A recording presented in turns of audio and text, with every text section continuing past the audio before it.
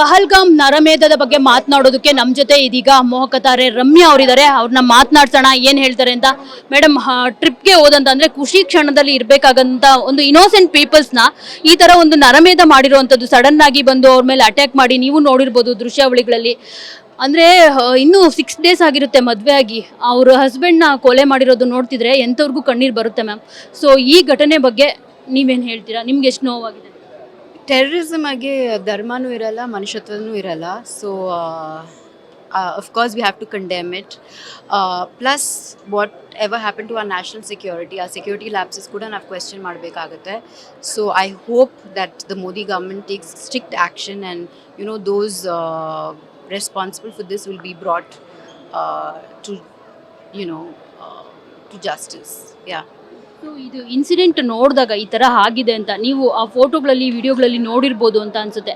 ಅದನ್ನು ನೋಡಿದಾಗ ನಿಮ್ಗೆ ಏನು ಅನ್ನಿಸ್ತು ಮ್ಯಾಮ್? ಯಾಕಂದರೆ ನಾವು ಭಾರತೀಯರು ಯಾವತ್ತೂ ಬೇರೆಯವ್ರಿಗೆ ಏನು ತೊಂದರೆ ಮಾಡಲ್ಲ, ಆದರೆ ನಮಗೆ ಪದೇ ಪದೇ ಈ ಥರ ಆಗ್ತಿರೋದು ಅಂದರೆ ಅವರು ಆರ್ಮಿ ಅವ್ರ ಜೊತೆ ಯುದ್ಧ ಮಾಡಿದರೆ ಏನೂ ಆಗ್ತಿರ್ಲಿಲ್ಲ. ಅವ್ರಿಗೆ ಎಲ್ಲೋ ಏನಕ್ಕೋ ಬಂದಿರೋರನ್ನ, ಒಂದು ವೆಕೇಷನ್ಗೆ ಅಂತ ಬಂದಿರೋರನ್ನ ಈ ಥರ ಶೂಟೌಟ್ ಮಾಡೋದು ಎಷ್ಟು ಸರಿ ಅನ್ನೋ ಒಂದು ಪ್ರಶ್ನೆಗಳು ಹೇಳ್ತಿದೆ. ಮತ್ತು ನಾವು ಯಾಕೆ ಇಂಡಿಯನ್ಸು ಸುಮ್ಮನೆ ಇರ್ತೀವಿ? ಈ ಥರದ್ದೆಲ್ಲ ಘಟನೆಗಳಾದರೂ ಪದೇ ಪದೇ ಉರಿ ಅಟ್ಯಾಕ್ ಆಗಿರ್ಬೋದು, ಈಗಾಗಿರ್ಬೋದು, ನಮ್ಮ ಮೇಲೆ ಅಟ್ಯಾಕ್ ಆಗ್ತಿದೆ ಹೊರತು ನಾವೇ ಪ್ರಾಣಗಳು ಕಳ್ಕೊಳ್ತಾ ಇರೋದು. ಇದನ್ನೆಲ್ಲ ನೋಡಿದಾಗ ಏನು ಅನ್ಸುತ್ತೆ ಮ್ಯಾಮ್? ಅಂದರೆ ಅವ್ರದ್ದು ಒಂಥರ like cruelty, ಉಗ್ರರದು.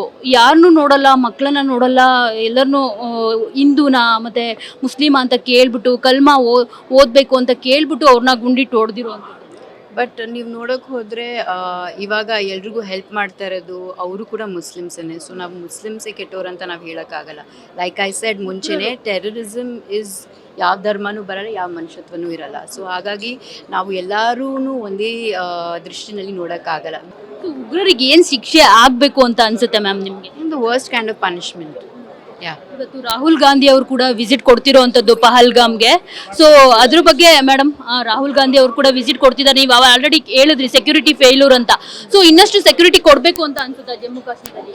Definitely, we should, especially Jammu and Kashmir and our borders along Arunachal Pradesh ಆಗಿರ್ಬೋದು, ಬೇರೆ ಬೇರೆ ಜಾಗಗಳಿಗೆ 100% you should increase security because these are very volatile areas and that is where there should be more caution.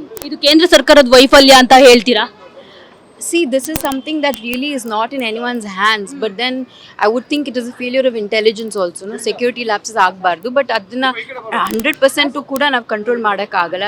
ಎಲ್ಲ ದೇಶದಲ್ಲೂ ಆಗುತ್ತೆ, but we should ensure that these things don't happen because at the end of the day innocent people's lives are lost ಅಲ್ವಾ. ಈಗ ಒಂದಷ್ಟು ಜಲ ಒಪ್ಪಂದಗಳನ್ನ ತಿರಸ್ಕಾರ ಮಾಡಿರುವಂಥದ್ದು, ಅಂದ್ರೆ ನೆಹರು ಟೈಮಲ್ಲಿ ಮಾಡಿದಂಥ ಜಲ ಒಪ್ಪಂದ. ಸೊ ಅದ್ರ ಬಗ್ಗೆ ನಮ್ಮ ಮಂಗಳ ನಾನು ಎಲ್ಲ ಹೇಳಾಯ್ತು. Thank you so much. Thank you.